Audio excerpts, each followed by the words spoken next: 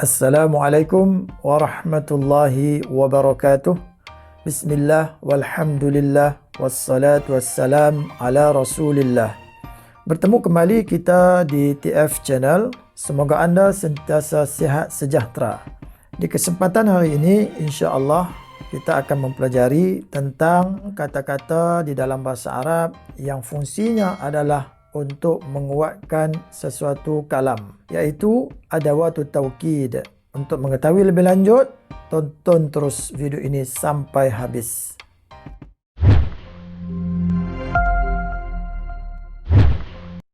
Baik sahabat-sahabat yang dikasihi, hari ini kita akan mempelajari berkenaan dengan adawatut taukid. Apakah itu adawatut taukid? Adawatut taukid ialah kata-kata di dalam bahasa Arab yang digunakan untuk menguatkan sesuatu kalam. Di sana terdapat banyak adawatut taukid. Cuma di kesempatan kali ini Ustaz akan berkongsi tentang beberapa sahaja adawatut taukid. Yang pertama, inna dan anna. Contohnya, innal ittihada quwwatun. Sesungguhnya penyatuan itu adalah suatu kekuatan.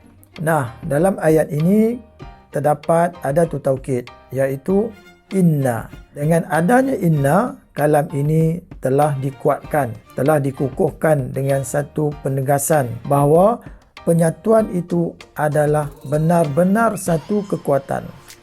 Contoh yang kedua, alimtu anna littihada quwwatun. Aku tahu bahawa sesungguhnya penyatuan itu adalah satu kekuatan. Jadi perkataan inna dan anna yang ada di dalam dua contoh tadi merupakan adatut taukid dengan fungsi untuk menguatkan kalam tadi. Cuma mungkin ada dalam kalangan sahabat-sahabat yang tertanya-tanya kenapa pada contoh yang pertama dibaca dengan inna, kasrahkan hamzah itu, dan yang kedua dibacakan dengan fathah. Sebenarnya di sana ada perbincangan dalam kalangan ulama bahasa Arab. Cuma secara umumnya inna akan dibaca dengan kasrahkan hamzah yang di depan itu apabila inna digunakan di permulaan ayat.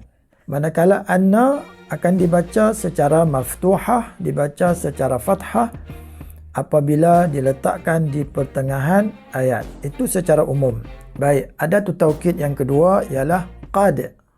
Contohnya firman Allah Ta'ala, qad aflahal mu'minun. Sesungguhnya orang-orang yang beriman telah mencapai kejayaan. Dalam ayat ini terdapat adatut taukid iaitu qad. Cuma qad ini akan menjadi taukid sekiranya disandingkan dengan al-fi'lil madhi ataupun fi'l madhin. Sekiranya ia digandingkan dengan fi'il mudhari', contohnya qad yashrabu Ahmadu al-qahwata. Maksudnya kadang-kadang Ahmad minum kopi. Jadi kopi ini Muhammad minum kadang-kadang saja, bukan selalu. Maka tidak lagi ia berfungsi sebagai taukid, bahkan ia berfungsi sebagai taklil yang dimaksudkan diterjemahkan dengan makna kadang-kadang, tidak lagi jadi taukid. Jelas? Alhamdulillah. Allahumma ftah alaikum. Baik, yang ketiga adalah al-qasam ataupun sumpah. Sumpah juga menjadi adawatut taukid. Contohnya firman Allah Ta'ala, wadduha wal laili idza saja. Wadduha adalah qasam ataupun taukid. Contoh lagi, wal asri innal insana lafi khusrin. Wal asri ialah al-qasam, adatu at-taukid. Baik, yang seterusnya nun at-taukid. Contohnya la yusjananna aw la yakunan minas saghirin. Nun yang pertama yang ada pada perkataan la yusjananna, nun itu adalah nun taukid saqilah. Yang kedua la yakunan ataupun tulisannya la yakunan. Nun dengan nun, la yakunan, itu adalah nun taukid khafifah. Jelas? Semuanya datang dengan makna sesungguhnya ataupun untuk menguatkan sesuatu kalam. Adawatul taukid seterusnya ialah lamut taukid, iaitu lam yang datang dengan makna taukid. Lam ini selalunya berbaris fathah. La. Baik, contohnya ialah la Muhammadun Rasulullahi. Sesungguhnya Muhammad itu adalah Rasulullah. Baik, dalam konteks ini, nama glamour bagi lam ini selain daripada lamut taukid ialah lamu al-ibtida. Karena lam ini masuk kepada mubtada. Asalnya Muhammad Rasulullah. Jumlah ini jumlah mubtada khabar. Kemudian dimasukkan lam pada lafaz mubtada iaitu Muhammad. Maka lam ini dikenali sebagai lamul ibtida. Fungsinya adalah untuk menguatkan sesuatu kalam. Dia tidak beramal apa-apa, dia tidak mengubah struktur baris, i'rab dan sebagainya. Cuma berfungsi sebagai menguatkan kalam. Contoh lain, inna Muhammadan la Rasulullahi. Di sini lam yang ada pada la Rasulullah merupakan lam taukid yang datang dengan fungsi taukid. Nama glamournya ialah al-lam al-muzahlaqah. Kenapa ia dinamakan dengan al-muzahlaqah? Kerana ia asalnya berada di hadapan pada lafaz mubtada, la Muhammadun Rasulullah. Asalnya ialah lamul ibtida. Kemudian apabila kita nak tambah satu lagi taukid dengan meletakkan inna di hadapan, nak dimasukkan kepada lafaz mubtada yang sama, maka di sini mengikut kaedah tidak boleh berhimpun dua taukid yang nak masuk kepada mubtada. Tak bolehlah inna la Muhammadun, tak boleh. Jadi bila tak boleh, inna ini akan, bahasa kampung saya kata cendeh, ataupun tolak, ataupun kesampingkan, ataupun gelincirkan lam yang melekat dengan mubtada tadi kepada khabar. Jadi ditolak, dipindahkan lam yang ada pada mubtada tadi kepada khabar bagi mubtada tersebut. Maka sebab itulah dinamakan dia sebagai al-lam al-muzahlaqah. Lam yang diketepikan, dikesampingkan, yang ditolak ke tepi, yang dicendeh. Begitulah lebih kurang maksudnya.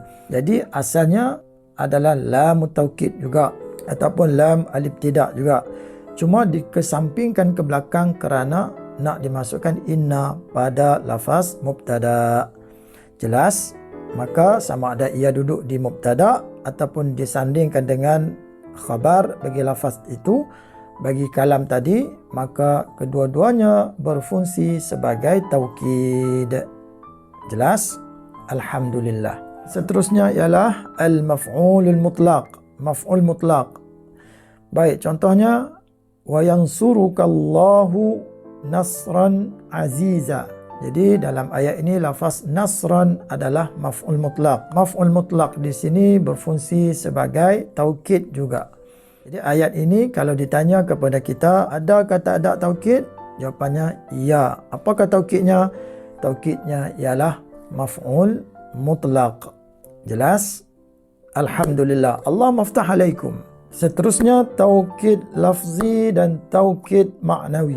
Contohnya, untuk taukid lafzi, Allah Subhanahu wa taala berfirman, fa inna ma'al usri yusra, inna ma'al usri yusra. Di sini Allah Subhanahu wa taala mengulang dua kali ayat yang sama untuk memberi fungsi taukid. Contoh yang seterusnya, taukid maknawi. Taukid maknawi ini dia ada lafaz-lafaz tertentu. Contohnya nafs, lafaz jami', lafaz kul, lafaz kilahuma dan kiltahuma. Contohnya hadara al-mudiru nafsuhu. Jadi lafaz nafsuhu itu adalah taukid maknawi yang juga termasuk dalam kategori adawatut taukid yang berfungsi sebagai penguat dan penegas kepada kalam. Baik, seterusnya amma asy-syartiyah. Sebagai contoh firman Allah, fa ammal yatima fala taqhar wa ammas sa'ila fala tanhar. Jadi di sini ada taukid iaitu amma. Amma di sini berfungsi sebagai taukid. Baik, seterusnya ahruf al-jar az-zaidah. Sebagai contoh, Allah Subhanahu wa taala berfirman, "Wa mallahu bighafilin amma ta'malun." Ba yang ada pada lafaz bighafilin itu adalah harf jar zaid, huruf tambahan, yang fungsinya adalah untuk menguatkan kalam. Asal ayatnya begini, wa mallahu ghafilan amma ta'malun. Begitu juga dengan contoh yang kedua, laisa kamitslihi syai'un. Huruf kaf yang ada pada lafaz kamitslihi adalah huruf jar tambahan yang fungsinya adalah untuk menguatkan kalam. Asalnya ialah laisa mithlahu syai'un. Mithlahu adalah khabar laisa muqaddam dan syai'un isim laisa muakhar. Baiklah, seterusnya adalah asalibul qasri, uslub qasar. Contohnya innamal ilmu bitta'allum. Lafaz innama merupakan salah satu daripada kata yang digunakan untuk memberi maksud al-qasar, berfungsi sebagai taukid juga. Seterusnya wama Muhammadun illa rasul. Di sini digunakan nafi plus illa. Ini di bawah tajuk istisna. Istisna juga termasuk dalam kelompok ataupun kategori uslubul qasar yang berperanan dan berfungsi sebagai penguat sesuatu kalam. Seterusnya juga di antara bentuk uslubul qasri ialah taqdim ma haqquhu ta'khir, iaitu mendahulukan sesuatu yang sepatutnya dikemudiankan. Sebagai contoh, inna lillahi wa inna ilaihi raji'un. Di sini berlaku taqdim ma haqquhu ta'khir kerana asal ayatnya begini, wa inna raji'una ilaihi. Itu asalnya, wa inna dan sesungguhnya kami, raji'una akan kembali, ilaihi kepadanya, kepada Allah Subhanahu wa taala. Jadi apabila berlakunya taqdim ma haqquhu ta'khir ini, berlakulah fungsi menguatkan sesuatu kalam. Seterusnya suka saya menambah bahawa kadang-kadang berlaku gabungan di antara taukid-taukid tadi. Sebagai contoh, gabungan lam at-taukid dengan qad, maka jadilah laqad. Bila jumpa laqad, itu bermakna terdapat dua taukid. Contohnya, laqad khalaqnal insana fi ahsani taqwim.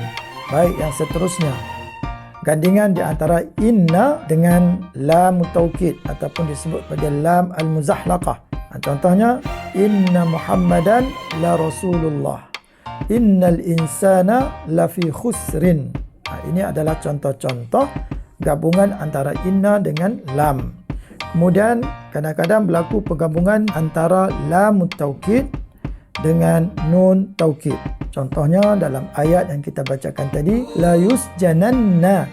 Lam yang ada di hadapan itu adalah lam taukid. Nun yang ada di belakang itu adalah nun taukid tsaqilah. Baik, seterusnya ialah lafaz sin. As-sin dengan saufa. Kalla saya'lamun, thumma kalla saya'lamun. In di sini juga merupakan contoh adatut taukid. Begitu juga dengan saufa. Wala saufa yu'tika rabbuka fatarda. Saufa.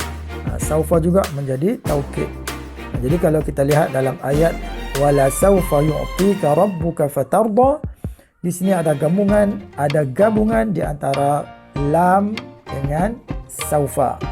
Jelas? Alhamdulillah.